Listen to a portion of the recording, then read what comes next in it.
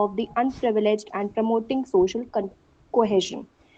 Nevertheless, the contribution of youth in sustainable development is not without its challenges. Limited access to resources, lack of opportunities, and underrepresentation in decision making processes often hinder their efforts.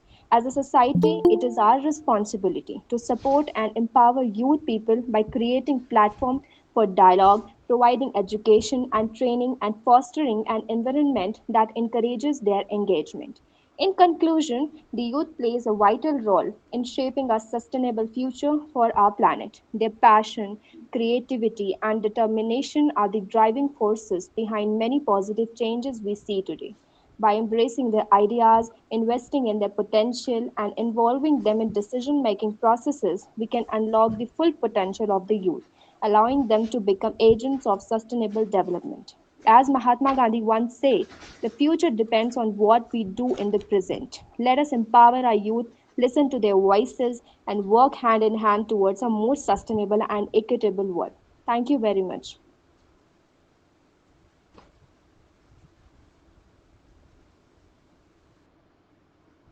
Okay, thank you so much, Raunak. So next participant is Akanksha Singh. Yes, sir. Good evening, Honorable Chief Guest, respected dignitaries, and my dear friends. Myself, Akanksha Singh from the Department of Political Science and Human Rights, and today I am here to talk about one of the pressing global issues of our time, that is sustainable development, and the role that young people can play in shaping a better future. Sustainable development refers to meeting our present needs without compromising the ability of future generations to meet their own needs. It is a concept that encourages economic growth, social well-being, and environmental protection. In a world facing climate change, environmental degradation, and social inequalities, it has become crucial to harness the potential of the youth in driving sustainable development. Firstly, the youth bring fresh perspectives and innovative ideas to the table. Growing up in a technologically advanced era, we have a unique understanding of the challenges that lie ahead. We have witnessed the impacts of climate changes and see how it affects vulnerable communities. Our ability to think critically and find creative solutions is essential in making the sustainable a reality. Furthermore, as the future leaders, decision makers, and the professionals, the youth have a significant role to play in influencing the policies and driving change. By advocating for sustainable practices, we can push government and organizations to adopt the sustainable development goals, invest in renewable energy, and implement strategies that promote the social equality. Our voices can be influential and we can hold those in power accountable for their actions. Additionally, the youth have shown incredible passions and dedications to environmental and social causes around the world. Young activities are raising awareness, organizing rallies, and demanding actions from the governments and corporations. The power of youth led movements like Friday for Future, for instance, cannot be underestimated. By engaging in collective action, we demonstrate that our generation care about the world we will inherit and are committed to making a difference.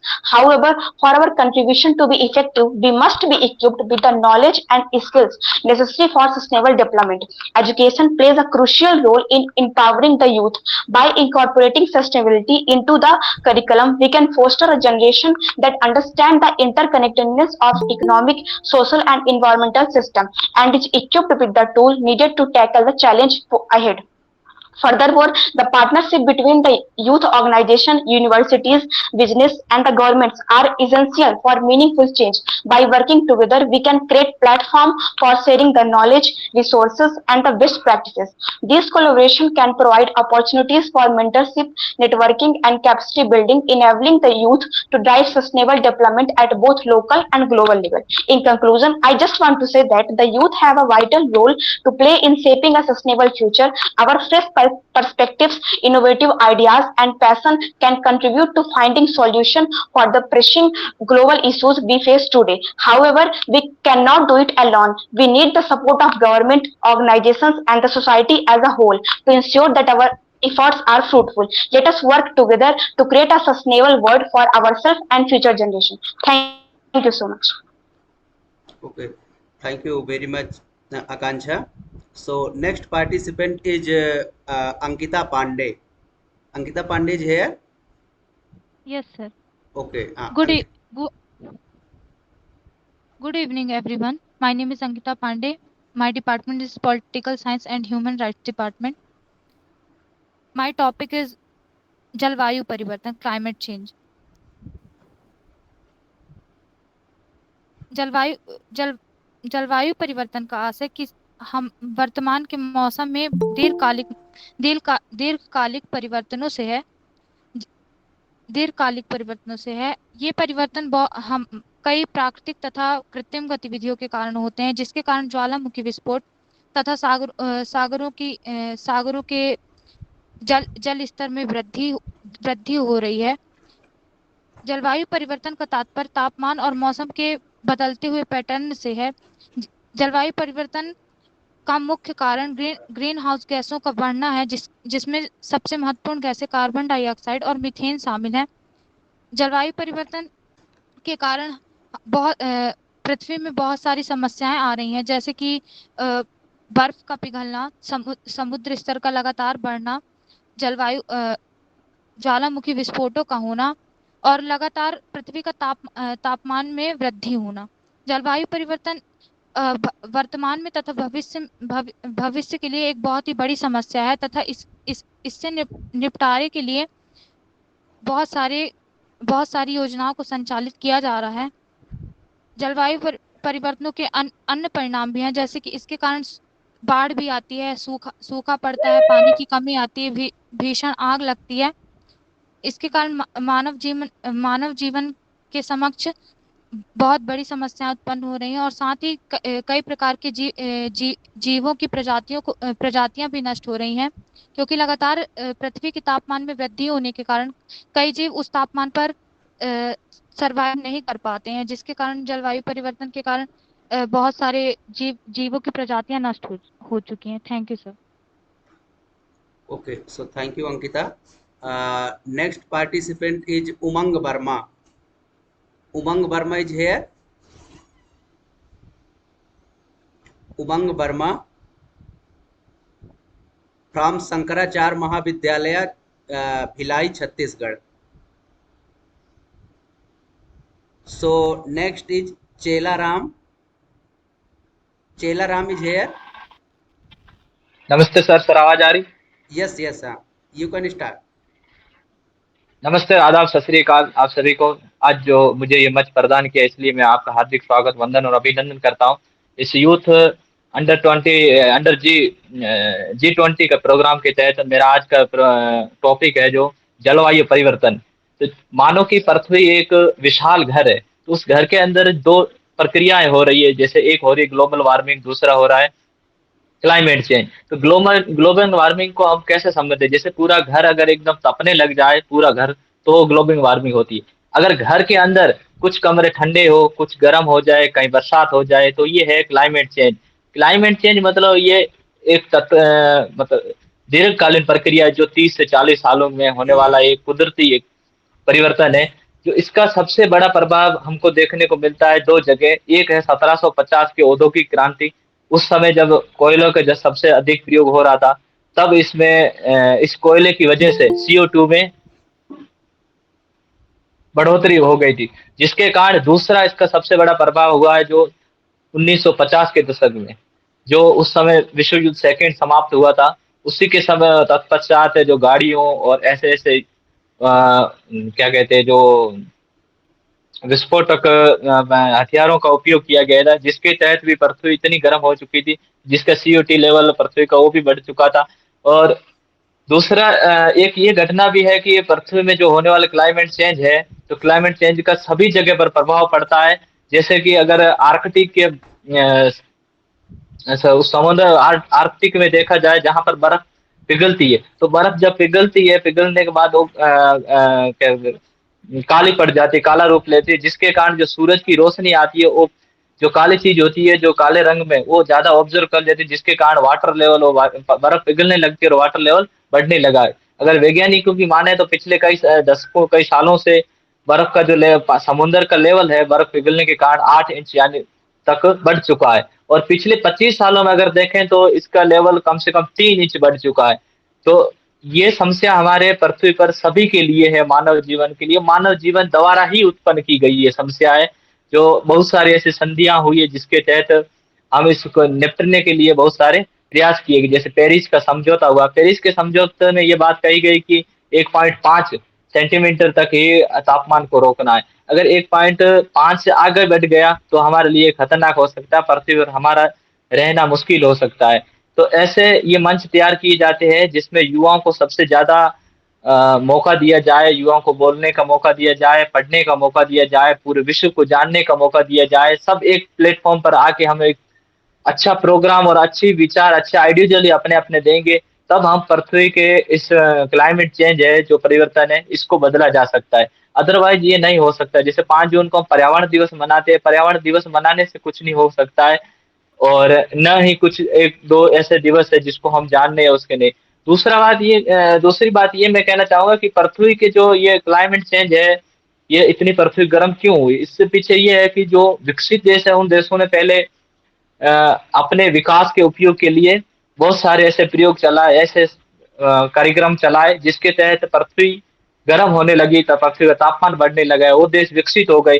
जो विकासशील देश है जैसे भारत है, ऐसे देश है, तो इन्होंने पहले कुछ ऐसा कार्य किया नहीं जो अब ये कार्य कर रहे हैं इस क्षेत्र में, जिसके तहत ये हो रहा है कि अभी तापमान बढ़ रहा है। तो ये देश अपने विकास के लिए कार्य कर रहे हैं, विकसित देश तो पहले विकसित हो चुके हैं।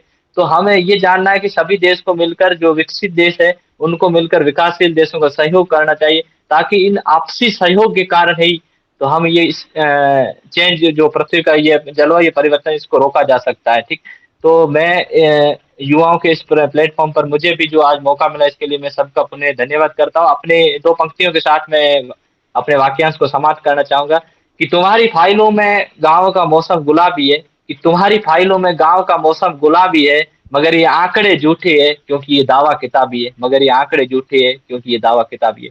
धन्यवाद, जय। बहुत बहुत धन्यवाद Chelaram. So next participant is Umang Verma.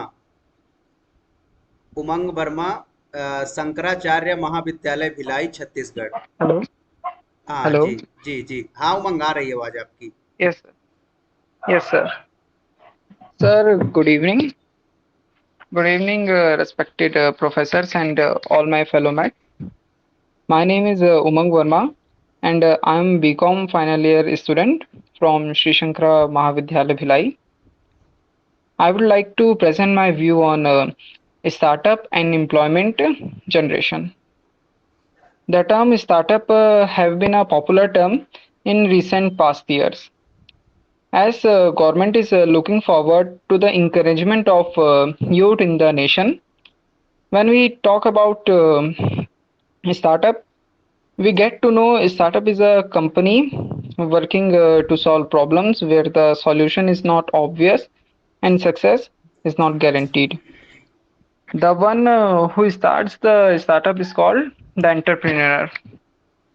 An entrepreneur is an innovator who brings economic development and new combination of factor of production, which helps the society to generate more employment. Why are startups so important in a developing country like India? So basically, we know India is a developing country which needs to boost its economic with time to face a better future. A startup might be a small organization, but they have a paramount importance in economic growth. The they generate more jobs, which means better employment. More and better employment means more economic growth with time. A startup directly affect the area where it have been started. For example, if we look at the Microsoft, its home area was Redmond, which have rapidly increased its economic growth with the company's future. Same as if we look in the other hand, Indian companies, Indian startups, which are, for some example, Flipkart in 2007, which started in Mumbai as well as Bangalore, have also boosted its area and city And the second company, which is Ola, which also started in 2012 in Bangalore, is also contributing a great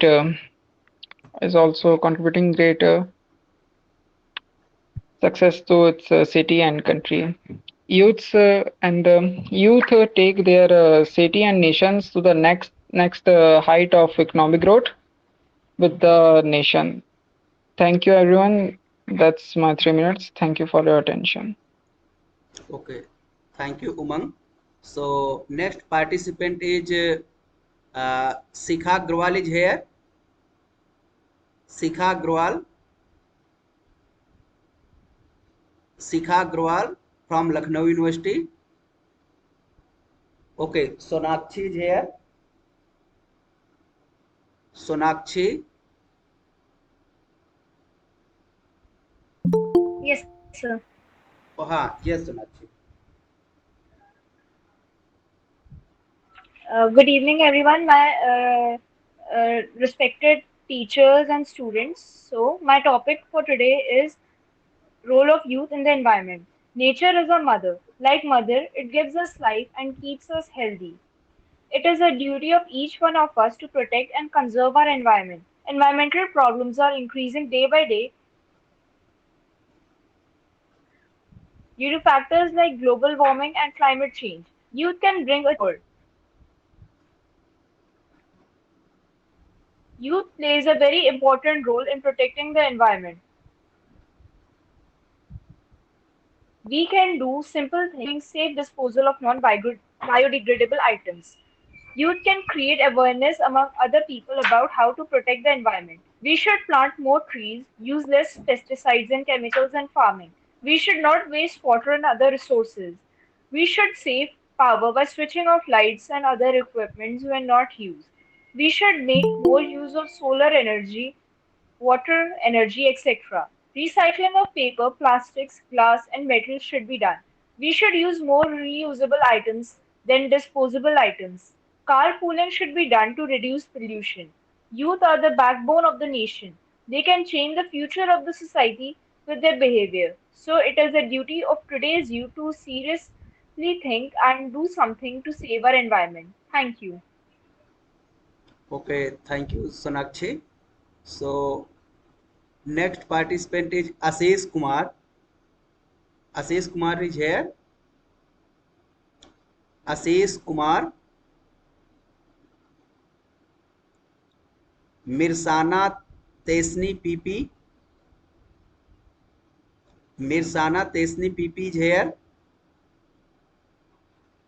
Archana Singh. Archana Singh from Economics Department, IGNTU. Archana Singh is here. Ashish Kumar Paraste. Ashish Kumar Paraste is here. Okay. Yes, Pratap Singh. Yes, sir. Yes. Good evening, respected chief guest and my fellow mates. Today I am going to tell a topic which considered about the sustainable development, topic named role of youth in environment. As we saw in the past, there are many rules and law conservations are made for protecting the environment, but there is no implement for this. Young people constitute a large part of the world population, and young people will have to be live longer with the consequences of the current environment decision when their elders, future generations also affected by this generation. The environment is simply defined as our surrounding, including both living and non-living things. And youth are young people. Environment protection is broad subject environmental programs. Ranging day by day, everyone is concerned about the global warming and the climate changes. Global but local national environment problems are less concerned. Protecting the environment starts with the pollution control. Therefore, youth can help the reduce waste by paying their attention in minor details in their daily lives. For example, not taking extra plastic bags. Some of the work which performed by youngsters in their life are closing the running taps water which are not needed. Second, providing recycled bags to customer. Third, run a scheme to protect the environment, which is good for humans, ban the alcohol, tobacco, etc., and reduce recycle the often same resources, buy sustainable products. These all are the items doing by youngsters, and this role are performing only 20% of youngsters in our India, and rest of the youngsters are fully involved in environment which are destroy their lives. And also, thank you. Okay, so thank you so much, Ashish Kumar, Yes Kumar, Yes Pratap Singh. And next participant is Abhirami MA. Abhirami MA. Yes, Honorable Chief Guest and all dignitaries, a very warm good evening to all. Myself, Abhirami, MA of Political Science and Human Rights Department. Today, I would like to speak on the topic contribution of youth in the concept of sustainable development. The active participation of youth in sustainable development has become a crucial aspect of shaping the world's future. With their innovative ideas and passion for change and technological process, young individuals are playing a pivotal role in driving sustainable progress across various domains. Youth-led movements and activism play a pivotal role in raising awareness about environmental issues, climate change, social inequalities, and other sustainability challenges. Through protests, campaigns, and social media, activists engage in dialogue, press for policy changes, and push for sustainable practices on a global scale. Young innovators are leveraging technology to develop creative solutions for sustainability, from renewable energy advancements to waste reduction apps. Youth-driven innovation is accelerating progress towards cleaner, greener technologies that minimize environmental impact. Youth entrepreneurs are founding startups that prioritize sustainability. These ventures range from eco-friendly fashion brands to sustainable agriculture initiatives. Many young researchers and scholars are actively studying and sustainability-related topics such as climate science, biodiversity, and sustainable urban planning. Their findings and insights provide essential knowledge to inform policies and practices that promote long-term ecological balance. Youth are often at the forefront of community-based sustainable development process. They participate in initiatives such as tree planting, waste management drives, and sustainable farming practices, fostering a sense of ownership and responsibility for the local environment. Young people engage with government and institutions to advocate for policies that prioritize sustainability. They participate in climate negotiations, propose policy recommendations, and press for changes that align with sustainable development goals. Youth-led organization programs provide training, workshops, and educational resources to empower individuals with the knowledge and skills needed to contribute to the sustainable development efforts. Youth networks and organizations foster international cooperation, enabling young people from different countries to share experiences, solutions, and best practices. These connections amplify their impact and create a unified voice for the sustainable development on a global issue. In conclusion, in a world facing complex and interconnected challenges, the engagement of youth in sustainable development is not just commendable, it's indispensable. The passion, creativity, and determination that bring the table are invaluable assets that have the power to transform societies and create lasting changes. As we move forward, it is essential for governments, organizations, and communities to recognize and harness the potential of youth in driving innovation, advocating for change, spreading knowledge, and harnessing technology, and participating in community projects. By providing the necessary platforms and support, we can empower young individuals to be the driving force behind a more sustainable, inclusive, and prosperous future for all. Thank you all. Okay, thank you, Abhirami. So next participant is after Abhirami.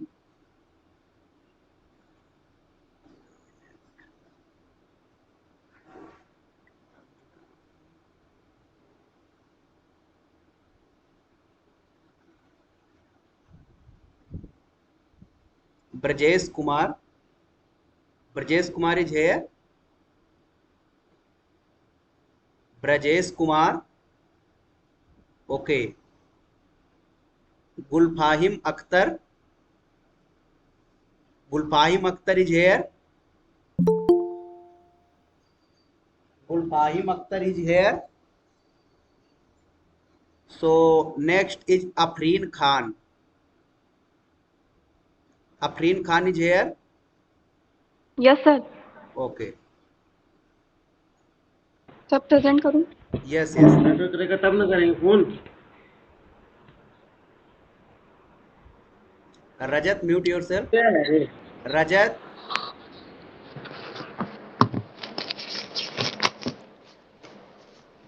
अरे मेरा है. हाँ, रजत mute रखो अपने को. Yes sir. हाँ, good evening everyone.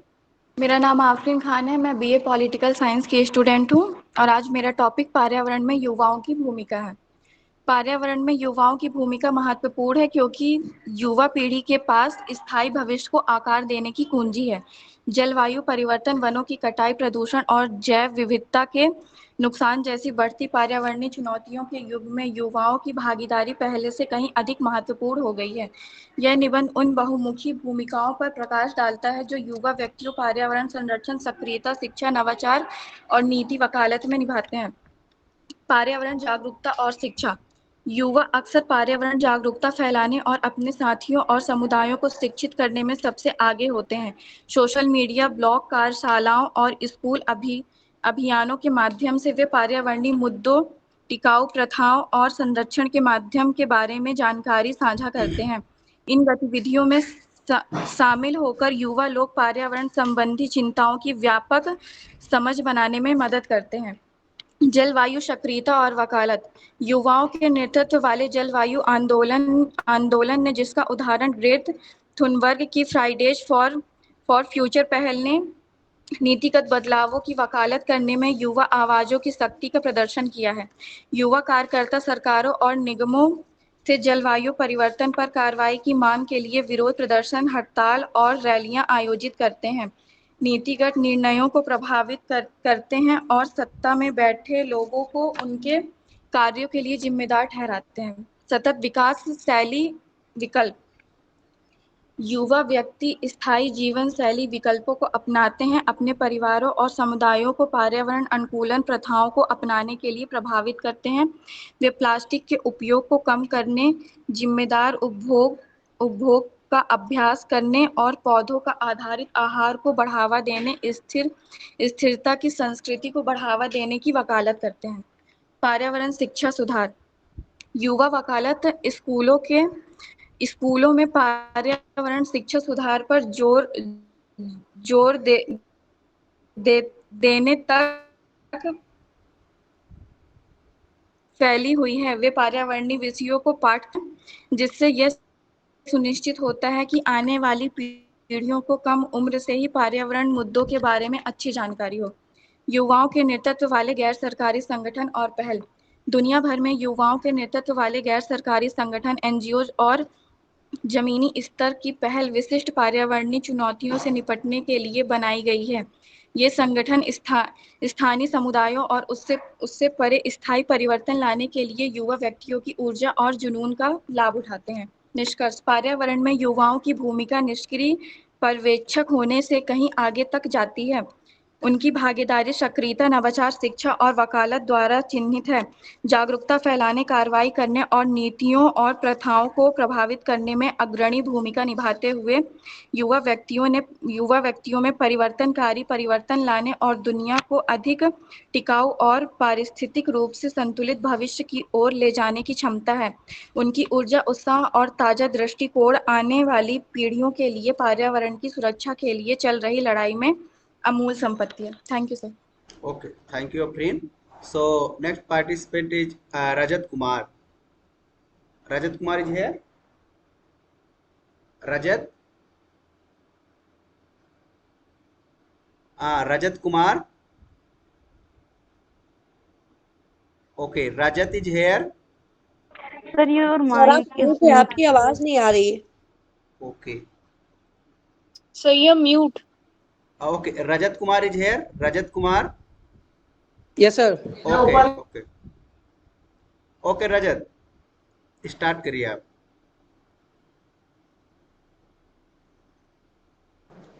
Good evening, respected chief guest, coordinator, all jury members and fellow friends. Myself, Rajat Kumar from Political Science Department.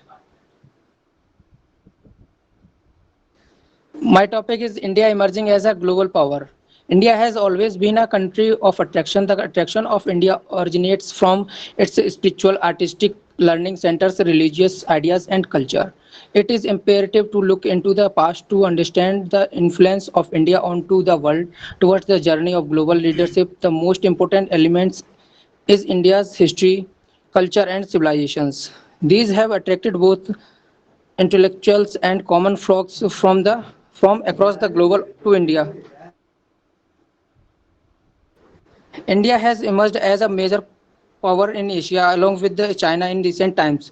Very recently, as per the Bloomberg report, Britain has slipped behind India to become the world's sixth largest economy. India is behind the US, China, Japan, and Germany. Even a decade ago, India ranked 11th among the largest economies, while the UK was fifth. In 20th century, the entire world considered USA, Russia, Japan, and some of the European countries as the global leaders. But now, India is emerging as the global leader. Currently, India is the third largest economy in the world in terms of purchasing power parity, with the share of 7% of the global GDP after China. And India's GDP market exchange rate is expected to reach $5 trillion US dollar by 2027. By that year, the OECD's 2021 calculations indicate that the Indian economy will be overtake the US by 2048. This would make India the largest economy in world after China. The Indian Space Research Organization (ISRO), now a part of space explorations for around the world, is the most credible example of these transformations. In recent years, ISRO has put India in a elite club of space superpowers by landing successfully on the moon, putting satellite in Mars orbit, and launching a world record 104 satellites on a single rocket. India has a long history of service in UN peacekeeping, having contributed more personnel than any other countries. India's contribution to UN peacekeeping began with its participation in the UN operations in Korea in 1950s, where India's mandatory role is resolving the statement over prisoners of wars in Korea led to the signing of the armistice that ended the Korean War. Power is not simply simplify the ability or right to control people or things, but crucially it is also the possessions of influence over the others and the ability to act or produce an effect. India's soft power has grown in view of its economic liberalizations and success as well as its rapid acquisition of military powers. Therefore, it is logically to infer that India is emerging as a global leader in the 21st century due to its all-round developments. Thank you. Thank you, Rajat. Next participant is Richa Sharma. Richa Sharma is here. Yes, sir. Okay.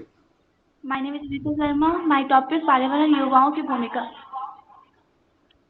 मनुष्य के दैनिक जीवन, आचार व्यवहार एवं समाज पर प्रभाव डाल रहे हैं। शक्ति पर्यावरण एवं प्रभाव समूह की परिवेश के रूप में जाना जाता है। पृथ्वी के जल, थल एवं वायुमंडल को लेकर पर्यावरण गठित होता है। फिर प्रदूषण बाद में आने पर पहले जल प्रदूषण, वायु प्रदूषण एवं ध्वनि प्रदूषण आता है। प्रदूषण के प्रमुख कारणों का कारखाना की स्थापना, जलचर प्रणाली एवं पेड़ पौधों की कटाई, आर्थिक परीक्षण एवं वन संपदा का अवैध वैज्ञानिक आदि आज का युग आधुनिक युग है। इस युग में विद्यार्थी एवं युवा समूह के हाथों में पर्यावरण सुरक्षा का अस्त्र है। वह ही हरित एवं स्वच्छ परिवर्तन का गणना कर सकते हैं। पौधारोपण करने के साथ साथ वाहनों के उपयोग को सीमित रखने की, धुआं वाहन जलवाहन का उपयोग, पटाखा के उपयोग को रोकने, माइक का उपयोग बजाने से दूर रखने के लिए वे ही जनगणना को रोक सकते हैं। अपने घरों एवं स्कूल आसपास को स्वच्छ रखने से ही पर्यावरण सुरक्षित रह सकता है। यह बात उन्हें आंतरिक रूप से समझाना होगा। पर्यावरण सुरक्षा के क्षेत्र में अपने आप को भी जागरूक होना पड़ेगा। विकासशील राष्ट्र की प्रगति के लिए उद्योग धंधे की स्थापना जरूरी है, पर कारखानों से निकलने वाले धुआं एवं वर्ज्य वस्तु पर्यावरण को प्रदूषित करता है। इसके ऑक्सीजन की मात्रा कम हो जाती है एवं कार्बन डाइऑक्साइड की मात्रा बढ़ जाती है। कारखानों से निकलने वाले वर्जन तरल पदार्थ के तालाब एवं नदी में मिलने से जल प्रदूषण होता है। इसका इस्तेमाल करने पर मनुष्य तरह तरह के रोगों से पीड़ित होता है। तेजी से परिवहन व्यवस्था गतिशील स्वभाव के दृष्टिकोण को बदलता है। वाहन से निकलने वाले धुआं एवं धूल के वायुमंडल में कार्बन डाइऑक्साइड एवं कार्बन मोनोऑक्साइड की मात्रा बढ़ती है। वैज्ञानिक सर्वे से पता चलता है कि यान वाहन के चलने करीब 2000 कार्बन डाइऑक्साइड वायुमंडल में हर दिन मिल रहा है। अब कभी कभी नदी व तालाब का पानी अधिक गर्म और रासायनिक पदार्थ के मिश्रण से प्रदूषित होता है एवं जल जीवों की मौत होती है। जल जीवों के मरने से भी पानी दूषित होता है। जनसंख्या में तेजी से बढ़ोतरी हो रही है। Thank you sir. Okay, so next participant is Abdul Matlab Sheikh. Abdul Matlab Yes, Sheikh. sir. Oh, yes. Yes. Sir. Good evening to everyone present here, respected chief guest, all the coordinators, and all the jury members. I am Abdul Matlab Sheikh from Political Science Department of Indira Gandhi National Tribal University, Amakantak, MP. Today I am here to talk about sustainable development and the contribution of youth to the sustainable development.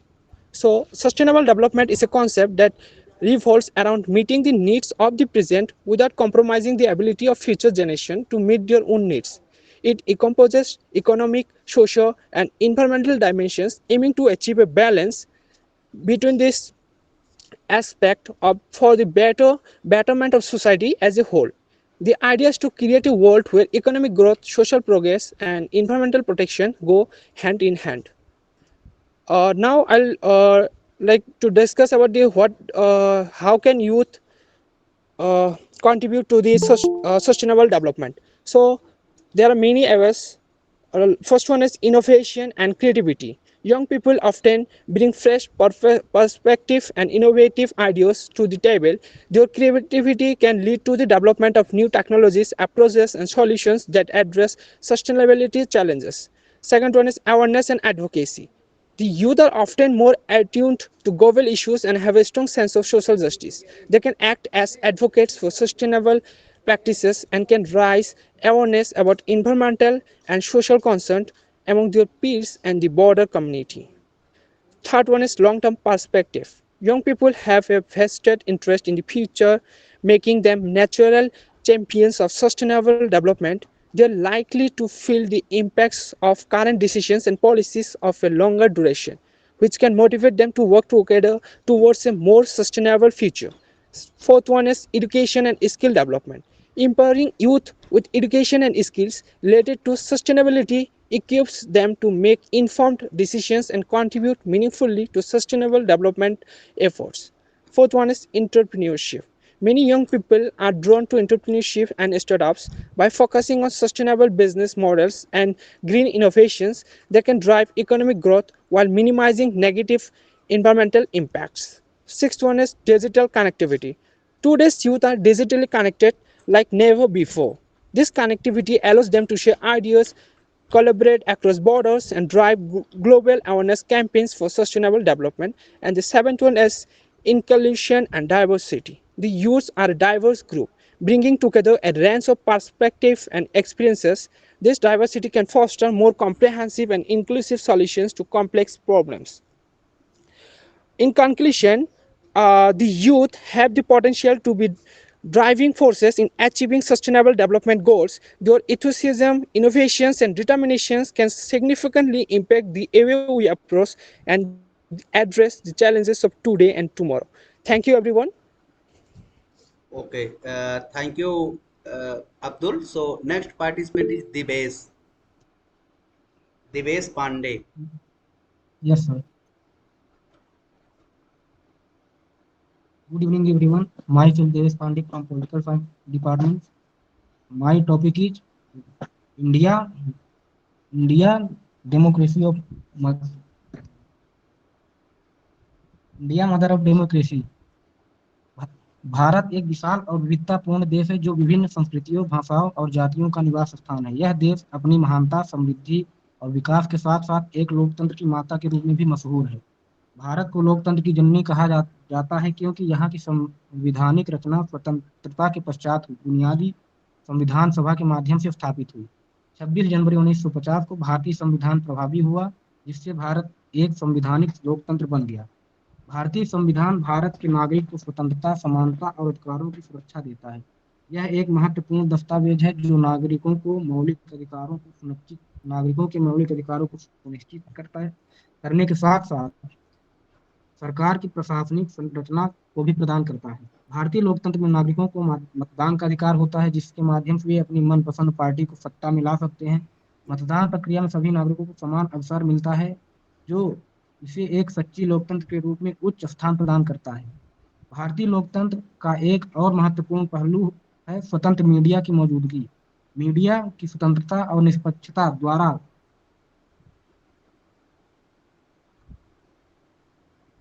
नागरिकों को सरकार की कार्यवाही के बारे में सूचना प्राप्त। भारतीय लोकतंत्र की एक और महत्वपूर्ण विशेषता यह है कि सामाजिक समानता की प्रोत्साहन। भारतीय संविधान ने सभी नागरिकों को समान अधिकार की गारंटी दी है, जिससे समाज में समानता और न्याय की भावना को प्रोत्साहित किया जाता है। भारतीय संविधान के माध्यम से स्थापित हुई लोकतंत्र की मां के रूप में भारत ने विश्व में अपनी पहचान बनाई है। इसे लोकतंत्र की जननी कहना बिल्कुल सही है, क्योंकि यहाँ की संवैधानिक संरचना, मतदान प्रक्रिया, स्वतंत्र मीडिया, सामाजिक समानता के माध्यम से भारतीय नागरिकों को एक अद्वितीय लोकतंत्र का आनंद प्रदान किया जाता है। धन्यवाद। Okay, so thank you, Devesh. So next participant is Yuvraj Tiwari. Yuvraj Tiwari is here. Yuvraj Tiwari. Okay. So Aishwarya Singh. Aishwarya Singh is here. Yes, sir. Okay. और इसके बाद में विजय लक्ष्मी फ्रॉम BHU, आप तैयार रहेंगे। आज़ादी की हवाओं में बसी हुई स्वप्नों की ओढ़न, जीवन की दास्तां, स्वतंत्रता की धारा में बहने वाली, इतिहासों में चिड़िया, सोने की चिड़िया से जाने वाली, भारत तू पूरे विश्व के लिए लोकतंत्र की जननी है। भारत तू पूरे विश्व के लिए लोकतंत्र की जननी है। ऑनलाइन माध्यम से जुड़े आप सभी को मेरा नमस्कार। मैं Aishwarya Singh BA economics second same की छात्रा हूं और आज मैं इंडिया मदर ऑफ डेमोक्रेसी अर्थात भारत लोकतंत्र की जननी पे आप सभी के साथ अपने विचार साझा करना चाहूँगी।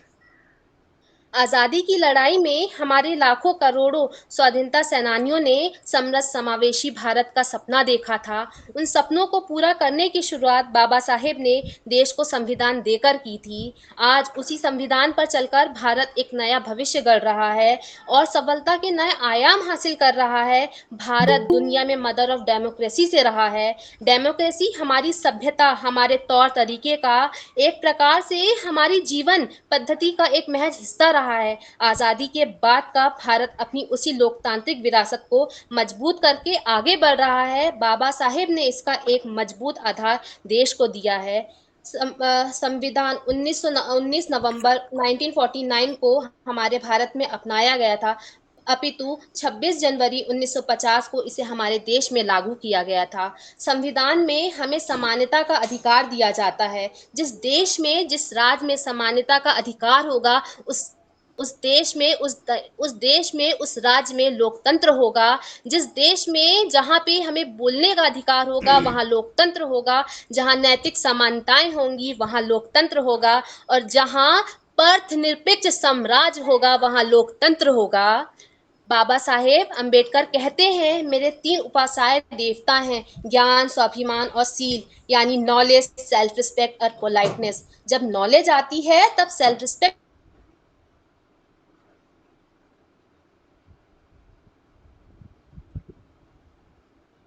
और देश जब हम अपने सेल्फ राइट से अवेयर होंगे, तभी हमारे देश में इक्वालिटी आएगी, तभी हमारा देश प्रगति कर पाएगा। और आज हमें जरूरत है कि हम बाबा साहेब के चरण की नहीं, अपितु उनके आचरण को छूने का प्रयास करें।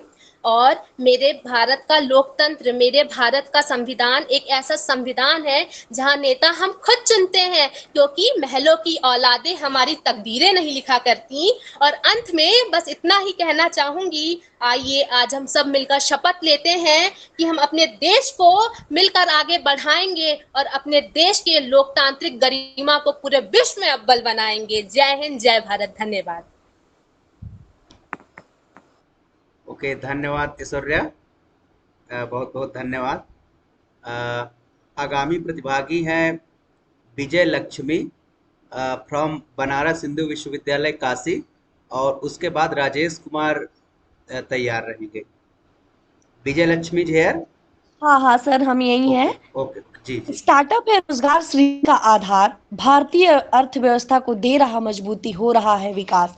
नमस्कार, प्रणाम। मेरा नाम विजय लक्ष्मी है और मैं काशी हिंदू विश्वविद्यालय अर्थव्यवस्था एमए इकोनॉमिक्स फाइनल ईयर की छात्र हूँ। और आज की इस ऑनलाइन भाषण प्रतियोगिता में उपस्थित आप सभी को मेरी तरफ से नमस्कार। मेरा शीर्षक है स्टार्टअप एंड एम्प्लॉयमेंट जनरेशन।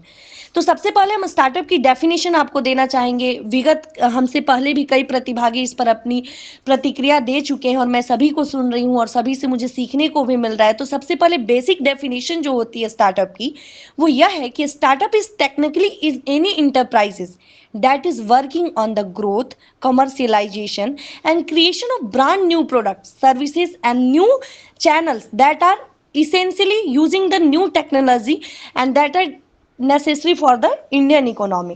तो इसीलिए मैंने कहा कि स्टार्टअप है रोजगार सृजन का आधार और भारतीय अर्थव्यवस्था को दे रहा है विकास। पिछले 2 दशकों में अगर हम देखें तो भारतीय स्टार्टअप पारिस्थितिक तंत्र में तेजी से विकास हुआ है, और ऐसा इसलिए हुआ है क्योंकि 2015 में ही यह स्टार्टअप योजना भारत सरकार ने शुरू की, जिसका आज के यूथ में एक सकारात्मक प्रभाव देखने के लिए मिल रहा है। अगर हम डाटा की बात करें तो 20 से 24 वर्ष की आयु वर्ग के युवा, जो जिनकी संख्या 112 मिलियन है, जो कामकाजी हैं, और चीन में इनकी संख्या, जो हमारा पड़ोसी देश है, 94 मिलियन है। सरकारी नौकरियों के लिए जो युवा, आज के जो भारत का ये जानसिखिक डिविडेंड है, जो कि युवा वर्ग हमारी ताकत है, ये स्टार्टअप उसे गति दे रहा है। 29 अगस्त 2022 तक की अगर हम बात करें तो भारत दुनिया के तीसरे सबसे बड़े स्टार्टअप पारिस्थितिक तंत्र के रूप में उभरा था, जिसमें 656 जिलों में 77,000 से अधिक DIPIT मान्यता प्राप्त स्टार्टअप फैले हुए थे। ये स्टार्टअप एक साथ एक उद्योग में कंपनी और उद्यमियों की तुलना में अधिक नौकरियों को सक्षम कर रहे हैं, ताकि ये भारत की अर्थव्यवस्था को मजबूती देने में अपनी महत्वपूर्ण भूमिका निभा रहे हैं। स्टार्टअप और अनुसंधान और विकास को भी बढ़ावा दे रहे हैं, जैसे कि ज्ञान आधारित सेवाओं से निपटना हो। स्टार्टअप में रिसर्च एंड डेवलपमेंट की इनोवेशन टीम सार्थक रूप से अपना कार्य कर रही है और अपडेट भी हो रही है।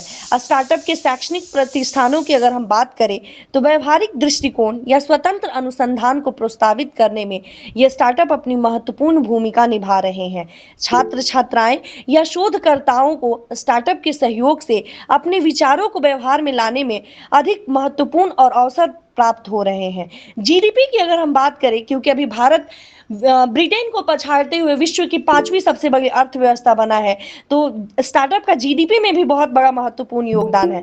भारत के अगर आप सकल घरेलू उत्पाद की बात करें तो वित्तीय वर्ष 2022-23 में 6.9% और 2023-24 में 6.2% से बढ़ने की उम्मीद है।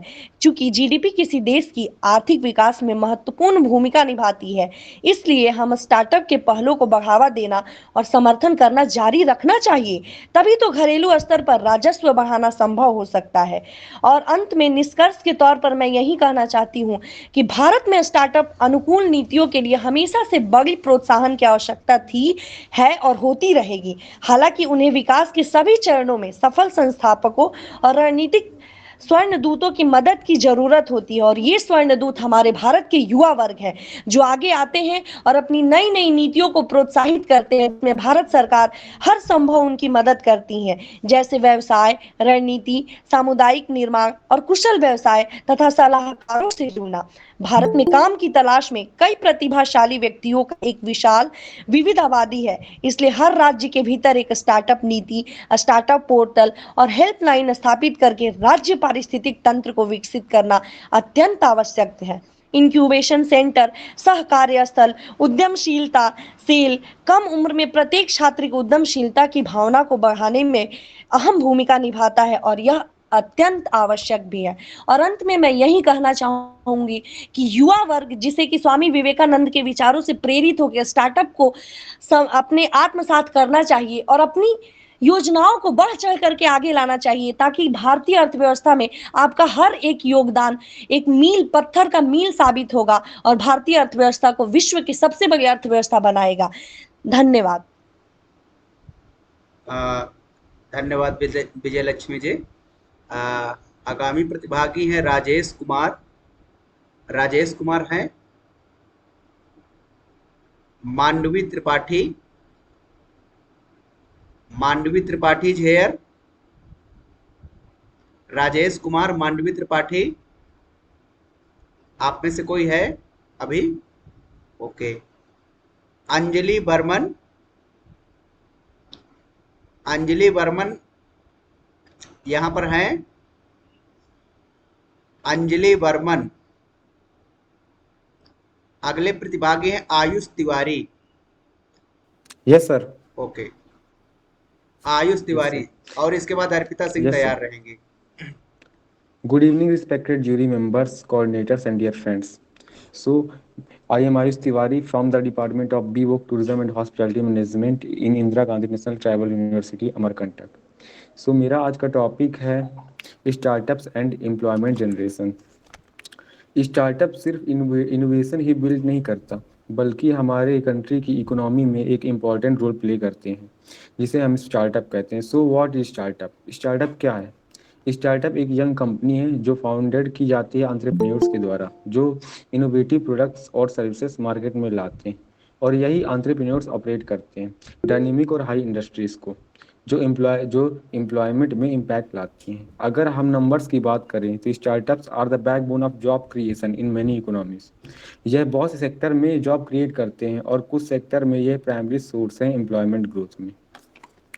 Startups are the hubs of creativity and innovation. Startups हमेशा न्यू आइडियाज डेवलप करते हैं और उसे एग्जीक्यूट भी करते हैं। यह इनोवेशन सिर्फ इकोनॉमिक ही नहीं करते, बल्कि अलग अलग तरह के एम्प्लॉयमेंट अपॉर्चुनिटीज भी प्रोवाइड करता है। स्टार्टअप्स हमेशा फ्लेक्सिबल वर्क एनवायरनमेंट के लिए जाने जाते हैं, और ये हमेशा उन्हीं इंडिविजुअल्स को हायर करते हैं जिनमें बहुत से स्किल सेट्स होते हैं और टैलेंटेड होते हैं। कभी कभी स्टार्टअप्स की अलग अलग तरह के चैलेंजेस का भी सामना करना पड़ता है, जैसे limited resources, financial instability and tough competition. फिर भी स्टार्टअप्स अपनी क्रिएटिविटी और मैन पावर से इनका सॉल्यूशन भी ढूंढ लेते हैं। और आखिरी में बस यही कहना चाहूँगा, startups are not just engines of economic growth, they are also champions of employment generation. Thank you. Okay, धन्यवाद Ayush. Next participant is Arpita Singh. Arpita Singh is here. Arpita Singh. Okay, Arpita Singh is here. Okay, so Lakshmi Rakasiya. Yes sir. हाँ, कृतांत दूत काल भूत भीरिहारी वर्मदे कृतांत दूत काल भूत भीरिहारी वर्मदे त्वदीय पाद पंकजं नमामि देवी नर्मदे त्वदीय पाद पंकजं नमामि देवी नर्मदे। प्रणाम सभी को। पावन सलिला पुण्य नर्मदा की पावन धरती अमरकंटक में स्थित इंदिरा गांधी राष्ट्रीय जनजातीय विश्वविद्यालय और इसमें राजनीति विज्ञान मानवाधिकार विभाग से मैं ताल्लुक़ रखती हूँ। मेरा नाम लक्ष्मी रकसिया है और सभी को अपने सतत विकास और युवाओं की भागीदारी विषय से अवगत कराते हुए शुरू करती हूँ। सतत विकास की जब हम बात करते हैं तो मेरे पूर्व प्रतिभागियों ने कुछ आयाम प्रस्तुत किए जिसमें पर्यावरण आदि शामिल थे। इसमें और भी आयाम शामिल हैं जैसे पर्यावरण, सामाजिक, आर्थिक, राजनीतिक और सांस्कृतिक, जिसमें हम बहुत सारी चुनौतियां फेस कर रहे हैं, इनसे जूझ रहे हैं, जैसे कि जलवायु परिवर्तन, बेरोजगारी, भुखमरी, गरीबी, लैंगिक समानता, कॉन्फ्लिक्ट्स, माइग्रेशन इत्यादि। और जब बात करें युवाओं की तो युवा 1.2 बिलियन युवा जो हैं, जो 15 से 24 वर्ष के हैं और ये वैश्विक जनसंख्या का लगभग 16% रखते हैं।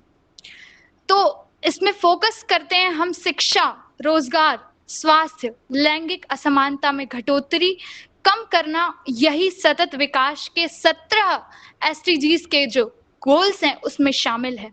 संयुक्त राष्ट्र के 2030 के एजेंडा में युवाओं को टॉर्च बेरस यानी पथ प्रदर्शक बताया गया है। ग्रेटा थनबर्ग इसका अच्छा उदाहरण है, आप देख सकते हैं। कहते हैं कोशिश करना धर्म तुम्हारा, फल की चिंता त्यागो तुम, भविष्य देखता राह तुम्हारी, उठो लक्ष्य को साधो तुम। ऐसे लक्ष्यों में संयुक्त राष्ट्र संघ ने 2030 का जो एजेंडा प्रस्तुत किया है, इसकी रिपोर्ट में कुछ क्षेत्रों में युवाओं की भूमिका को कुछ गोल्स में दिखाया है, जिनमें 2-3 गोल्स मैं रिकॉल कर पा रही हूँ। पहला, क्षेत्रीय NGOs यानी गैर सरकारी संगठन में युवाओं की भागीदारी। ऐसे लोकल लेवल से हम उठ करके और इनसे जुड़ करके अपना पार्टिसिपेशन दे सकते हैं। क्षेत्रीय राजनीति में प्रवेश लेकर के अपने हम विचारों को इम्प्लीमेंट करा सकते हैं, राजनीति में ला सकते हैं ग्रास रूट लेवल से। UN की पहल है, संयुक्त राष्ट्र संघ की एक पहल है यूथ फॉर पीस, वैश्विक शांति और सुरक्षा में योगदान के लिए ये पहल है। इससे जुड़कर युवा अपना योगदान दे सकते हैं। ऐसे लीडर्स, संचालक, आलोचनात्मक विचारक और परिवर्तन लाने वाले नव प्रवर्तकों को मेरा संदेश है। अटल बिहारी वाजपेयी हमारे पूर्व प्रधानमंत्री जी की कुछ पंक्तियों से तो उन्हें रखना चाहूंगी। हार नहीं मानूंगा, रार नहीं ठानूंगा, हार नहीं मानूंगा, रार नहीं ठानूंगा, काल के कपाल पर लिखता ही जाता हूँ, गीत नया गाता हूँ, गीत नया गाता हूँ। पुनः क्रांतिकारी सलाम, आप सभी को बहुत बहुत आभार। ओके, बहुत बहुत धन्यवाद Lakshmi. And next participant is Manas Kumar. Manas Kumar is here? Yes sir. Okay, और इसके बाद राविंद्र मरकाम तैयार रहेंगे। Yes Manas. My name is Manas Kumar and I am from Sociology Department from IGNTU Amarkantak. My topic is disaster management and natural effects by the youths. First of all, we have to recall about disaster. What is disaster? Disaster is a natural process which cannot be stopped but can be prevented through different ways. In our countries, there are many communities of disaster management and relief communities are there for the citizens and for the natural calamities which are suffering from. And the main issue for young people are actively engaged at local, national, and global levels in the raising consequences, running educational program, conserving our nature, promoting renewable energy, adopting environment friendly participate and implementation and adaptation and migration project. And the youth education for disaster risks are campaigns, participatory learnings, informal education, and formal school-based intervention. And at last, I have the context to conclude that in the connection for the universities or for the schools, there should be a extension program by the NCC, NSS, and Red Cross Society, Scout, and NGOs, etc., has to train the youth volunteers to bring up hazardous situation under control faster by giving proper paradise program with routine basis and synthesized opportunity. And at our youth asset has to be equipped with the skills essential to participate in disaster management activities. And we have seen in the today's week, from last few months, there was a earthquake in Turkey, and the Indian Army, the youth have gone to the for the operation Dost in the Turkey. And I will say at last, I will conclude that be ready and be prepared and stay safe. Thank you, sir. Okay, so धन्यवाद मानस। अगले प्रतिभागी हैं राविंद्र मरकाम। राविंद्र उपस्थित हैं? Ravindra is present here. So next is Anil Kumar is here. Anil Kumar. Okay. Azad Mose. Azad Mose is here. Shivam Jhasia. Shivam Jhasia is here. Okay. So Ajju Jaiswal. Ajju Jaiswal is present here. Ajju Jaiswal. Okay. Priya Kharwal. Priya Kharwal is present here. Geetanjali Soni. Yes, sir. Okay. Good evening, everyone. First of all, I would like to thanks to Vikas sir and all the professor to give me this platform to present my view. My topic is the India emerging as a global power. So I would like to present my view in this point. कि India can be make a economic superpower. This is my question but I clarified. पिछले 20 सालों से हम सुनते आ रहे हैं कि India will be super power, और अभी हमने देखा है 15 अगस्त रिपब्लिक डे में PM respected prime minister of India PM Modi said कि India globally third largest economy बन जाएगा इन 2027 तक। सो let's talk about the achievement of the India as a global power and as a country. Where is the India going to be in the future? 17th century, India and China combined 50.5% contribute in a world GDP. In this contribution, India was exactly half of this. हर चार में से जो एक transaction होता था उस समय पे, उस पे इंडिया की इकोनॉमी को बहुत ही ज्यादा फायदा होता था। बट 1947 जब ब्रिटिश इंडिया से जाने लगे तो उस टाइम पे 3% जीडीपी इंडिया की खतरे पे आ गई थी और हम कह सकते हैं कि लूज हो चुकी थी। और it was not a coincident, ये रूट का मामला था। इसके उस टाइम पे हमारी जीडीपी एकदम लास्ट स्टेज पे आ गई थी। Leave about the past, let's about a present scenario. India achieving what is India achieving in independence? So first is a population. Population को हम दो साइड से देख सकते हैं। एक नेगेटिव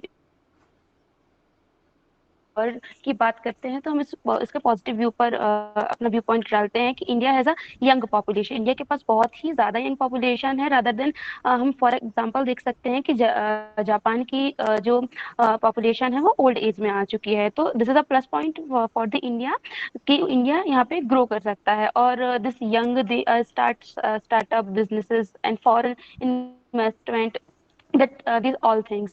Second thing is कि according to industrial process से देखें तो इंडिया कुछ सालों बाद यूएसए को एग्जिट कर देगा और उससे आगे निकल जाएगा। ये एक पैमाना है जो कहा जाता है कि 2050 तक शायद ये प्रोसेस कर सके। और अगर हम चाइना और यूएसए की इंफ्रास्ट्रक्चर की बात करें कि वो सुपर पावर क्यों है, तो दैट इज अ इंफ्रास्ट्रक्चर। उनके पास इंफ्रास्ट्रक्चर बहुत अच्छा है। India known as India cannot depend on a 3 to more mega cities to join a mega cities other city and towns। और नए इंफ्रास्ट्रक्चर हब बनाने के लिए काम जोरों से तो चल ही रहा है। और इन 2040 वी कैन कॉन्स्टिट्यूट हाईवेज। उस टाइम पे 16 kilometre per day per day हम 60 किलोमीटर तक ही रोड इनिशिएट कर सकते थे। बट नाउ अडे हमारी टेक्नोलॉजी इतनी एक्सीड हो चुकी है कि हम 30 किलोमीटर का रोड पर डे यूं ही बना सकते हैं। और हमने एक टारगेट भी अचीव कर लिया है अभी इसी मार्च मंथ में कि हमने 37 किलोमीटर का एक हाईवे रोड सेटअप किया है। That is a record. और अगर हम इसके आगे की बात करें तो इंडिया एक फास्टेस्ट हाईवे आज की डेट में कहलाया जा रहा है। At the other hand India का ट्रांसपोर्ट 5 स्टेट से जाने वाले एक मुंबई दिल्ली एक्सप्रेसवे है और एक सागरमाला प्रोजेक्ट भी इनिशिएट कर रहा है इंडिया। और ऐसे ही कुछ छोटे छोटे 574 प्रोजेक्ट्स हैं जो इंडिया बना रहा है। India has a 111 reverse like 111 reverse India के पास हैं जिससे वो अपने इंफ्रास्ट्रक्चर और अपने ट्रांसपोर्टेशन को बढ़ा सकता है। और यही चाइना करता है फॉर अपनी ग्लोबली पावर को इमर्ज करने के लिए, स्ट्रॉन्ग करने के लिए। तो इंडिया के पास ये सारी चीजें हैं। इन कंक्लूजन अगर हम देखें तो इंडिया इस समय G20 की अध्यक्षता कर रहा है और ये इंडिया के पास बहुत ही अच्छा प्लेटफॉर्म है to present our cultural and traditional activities and also India as a part of SCO। तो दैट इज आवर थिंग कि हम कह सकते हैं कि हाँ India as a globally emerge कर रहा है। Thank you sir. Okay, thank you, Gitanjali. Next participant is Akanksha Soni. Yes, sir. Good evening, sir, and good evening, all of you. मेरा नाम आकांक्षा सोनी है। मैं IGNTU की छात्रा हूँ। मेरा टॉपिक है क्लाइमेट चेंज एंड यूथ। हाल ही के वर्षों में दुनिया ने जलवायु सक्रियता में अभूतपूर्व वृद्धि देखी है, जो मुख्य रूप से युवाओं और वैश्विक आंदोलनों द्वारा संचालित है। सोशल मीडिया के आगमन के साथ ही युवा पीढ़ी को जलवायु परिवर्तन के बारे में अपनी चिंताओं को व्यक्त करने के लिए एक मंच मिल गया है। सूचना की पहुंच और विश्व स्तर पर समान विचारधारा वाले व्यक्तियों से जुड़ने की क्षमता से सशक्त होकर युवा कार्यकर्ता प्रभावशाली आंदोलन बनाने के लिए एकजुट हुए हैं। स्वीडिश पर्यावरण कार्यकर्ता ग्रेटा थुनबर्ग का उदय एंड युवा संचालित जलवायु कार्रवाई की क्षमता इसका उदाहरण है। अपने फ्राइडेज फॉर फ्यूचर आंदोलन के माध्यम से थुनबर्ग ने स्कूल में हड़ताल की शुरुआत की, जिससे दुनिया भर में एक घटना शुरू हो गई जहां लाखों छात्र सरकारों से जलवायु कार्रवाई की मांग करने के लिए कक्षाओं से बाहर चले गए। विलुप्त होने वाले विद्रोह आंदोलन को विरोध के अपने विघटनकारी लेकिन अहिंसक दृष्टिकोण के लिए प्रमुखता मिली। बड़े पैमाने पर प्रदर्शनों, सड़क अवरोधों और सविनय अवज्ञा के कृत्यों का आयोजन करके उन्होंने जलवायु कार्रवाई के तत्कालिकता को वैश्विक एजेंडे पर सफलतापूर्वक आगे बढ़ाया है।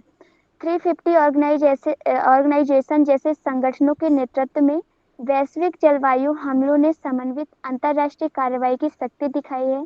तत्काल पर्यावरण नीतियों की आवश्यकता पर जोर देने के लिए इन हड़तालों में जीवन के सभी क्षेत्रों के लोग सीमाओं और संस्कृतियों को पार करते हुए शामिल होते हैं।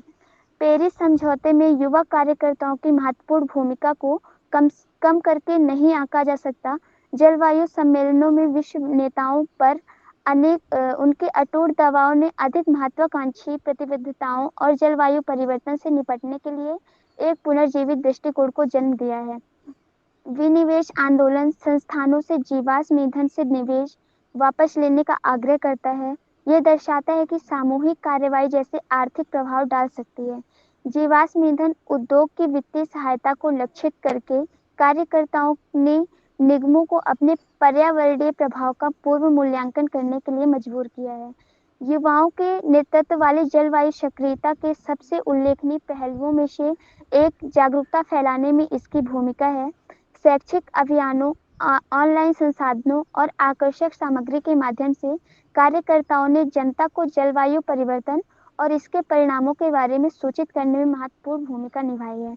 युवा नेतृत्व वाले आंदोलनों में सामाजिक मानदंडों को चुनौती देने और नया आकार देने की क्षमता है। टिकाऊ प्रथाओं की वकालत करके वे व्यक्तियों को अपने उपभोग पैटर्न पर पुनर्विचार करने, अपने कार्बन पदचिह्न को कम करने और अधिक पर्यावरण अनुकूल भविष्य में योगदान करने के लिए प्रोत्साहित करते हैं। अगर अगर हम देखें कि जलवायु परिवर्तन को कम करने के लिए या उसके संभावना को कम करने के लिए आगे की राह क्या हो सकती है, तो हालांकि युवा और वैश्विक आंदोलनों ने महत्वपूर्ण प्रगति हासिल की है, चुनौतियां अभी भी बनी हुई हैं, लेकिन संशयवाद पर काबू पाना, राजनीतिक प्रतिरोध और दीर्घकालिक जुड़ाव बनाए रखना निरंतर प्रभाव के लिए महत्वपूर्ण है। भविष्य की सफलता पीढ़ियों और विभिन्न समुदायों के बीच सहयोग में निहित है। समावेशिता यह सुनिश्चित करती है कि हाशिए पर पड़े लोगों की आवाज सुनी जाए, जिससे जलवायु वकालत के लिए अधिक व्यापक दृष्टिकोण को बढ़ावा मिलता है। जलवायु परिवर्तन से आसन्न परिणामों से जूझ रही दुनिया में जलवायु कार्रवाई की वकालत करने में युवाओं के नेतृत्व वाले और वैश्विक आंदोलनों की शक्ति को कम करके नहीं आंका जा सकता। नीतियों को प्रभावित करने, परिवर्तन को प्रेरित करके और पर्यावरणीय चेतना को बढ़ावा देने की उनकी क्षमता सकारात्मक परिवर्तन की क्षमता को उजागर करती है। जैसे जैसे ये आंदोलन गति पकड़ते जा रहे हैं, वे आशा के किरण के रूप में काम करते हैं। हम सभी को याद दिलाते हैं कि एक सामूहिक आवाज स्थायी भविष्य के लिए सार्थक बदलाव ला सकती है। धन्यवाद। धन्यवाद Akanksha. Next participant is Vidit Sharma. Vidit Sharma is here. Yes sir. Okay. आप सभी को मेरा नमस्कार। मेरा नाम विदित शर्मा है। मैं इंदिरा गांधी राष्ट्रीय जनजातीय विश्वविद्यालय में राजनीति विज्ञान और मानवाधिकार का छात्र हूँ और आज का मेरा विषय है भारत जो है लोकतंत्र की जननी है। तो सबसे पहले मैं आप लोगों को लोकतंत्र के बारे में बताना चाहूँगा। अब्राहम लिंकन की एक बहुत छोटी सी परिभाषा है जिसमें लोकतंत्र के विषय में संपूर्ण जानकारी मिल जाती है, जैसे जो कि government of the people, by the people, for the people. लोगों का लोगों के लिए, लोगों के द्वारा शासन ही लोकतंत्र कहलाता है। तो जैसा कि मेरा टॉपिक है भारत जो है लोकतंत्र की जननी है, तो मैं सबसे पहले इतिहास की बात करें तो भारत के कई ऐसे श्रुति, स्मृति, पुराण, इतिहास, महाकाव्य आदि ग्रंथों में विश्व जन प्रजा गण कुल जनपद सभा समिति परिषद संघ निकाय आदि अनेक ऐसे जो शब्द जो हैं वो हमें भारत के ऐसे जो प्राचीन ग्रंथों में हमें विद्यमान मिलते हैं। वैदिक इतिहास के परिप्रेक्ष्य में दो प्रकार की लोकतंत्र व्यवस्थाएं सामने आती हैं, जिसमें से एक राजा निर्वाचित था और दूसरी जिनमें राजा की शक्ति सभा या परिषद में निहित होती है। ऐसे ही मैं देखा जाए तो भारत का जो प्राचीन ग्रंथ है रामायण और महाभारत, रामायण और महाभारत में कई ऐसे जो उदाहरण है जो दर्शाते हैं कि राजा निर्णय लेने की जो प्रक्रिया में लोगों की राय, जनपदों के प्रतिनिधियों और मंत्री परिषद की सलाह को विशेष महत्व देता था।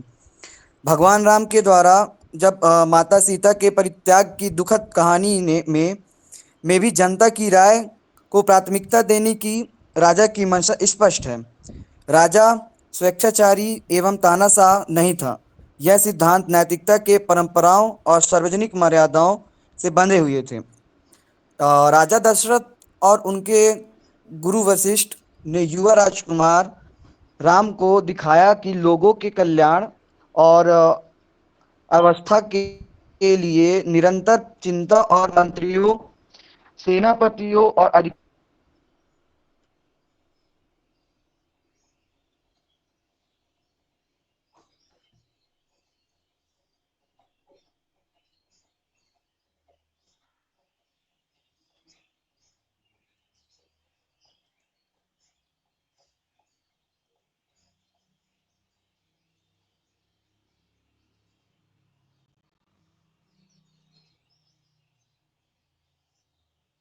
के शांति पर्व के अध्याय 107 और 108 में गणराज्य की विशेषताओं का विस्तृत वर्णन मिलता है। और वर्तमान की बात की जाए तो हमारे देश के प्रधानमंत्री नरेंद्र मोदी जी के द्वारा संयुक्त राज्य अमेरिका में एक बार पुष्टि की गई कि भारत न केवल दुनिया में सबसे बड़ा लोकतंत्र का गौरव रखता है बल्कि गर्व से लोकतंत्र की जननी का भी दावा करता है। उन्होंने अत्यंत स्पष्टता के साथ कहा, भारत का डीएनए लोकतंत्र के साथ जुड़ा हुआ है और लोकतंत्र हमारी सामूहिक भावना से होकर गुजरता है, हमारी रंगों में स्पंदित होता है। हम लोकतंत्र का प्रतीक हैं और उसके सार को जीते हैं और उसमें सांस भी लेते हैं। हमारे पूर्ववर्तियों और हमारे संविधान के रूप में इसके सार को स्पष्ट रूप से व्यक्त किया जा सकता है। जिस प्रकार हमारी सरकार बनी हुई है जो लोकतंत्र के बुनियादी सिद्धांत में दृढ़ता से निहित है। भारत के लोकतांत्रिक मूल्य जो कि धर्म, जाति, पंथ, लिंग, उम्र, क्षेत्र और अन्य पर आधार पर भेदभाव के लिए कोई जगह नहीं छोड़ते। निर्विवाद सत्य यह है कि लोकतंत्र भारत की आत्मा है और आत्म भारतीयों के सांसों के मूल्यांकन से जुड़ा हुआ है। अंत में मैं निष्कर्ष के तौर पर कहना चाहूंगा कि भारत को अपनी दीर्घकालिक लोकतांत्रिक परंपराओं प्रथाओं के कारण लोकतंत्र की जननी माना जा सकता है। अनेक चुनौतियों और संघर्षों का सामना करने के बावजूद भारत ने 1947 में अपनी स्वतंत्रता के बाद से 7 दशकों से अधिक समय तक सफलतापूर्वक लोकतांत्रिक व्यवस्था बनाए रखी है। इस प्रकार हम भारत को स्वतंत्रता की जननी कह सकते हैं। धन्यवाद। ओके, धन्यवाद विदित। सो next participant is Adil. Adil is here. Adil, okay. So next is Suruchi Asad, I think from Lucknow University. Suruchi Asad is here. Okay. सुरुचि असद, मेरी आवाज आ रही है ना?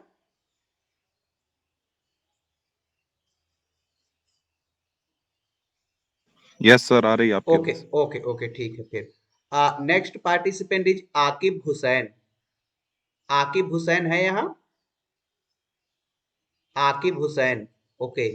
सो अगले प्रतिभागी है मनीषा जोशी।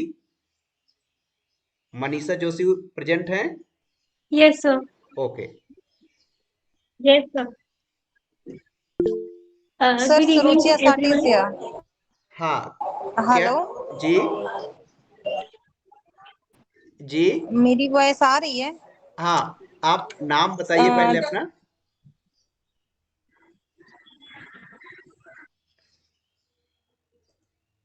जी, अभी मनीषा जोशी प्रेजेंट करेंगी, इसके बाद में फिर आप प्रेजेंट कीजिएगा। मनीषा। जी सर। जी sir.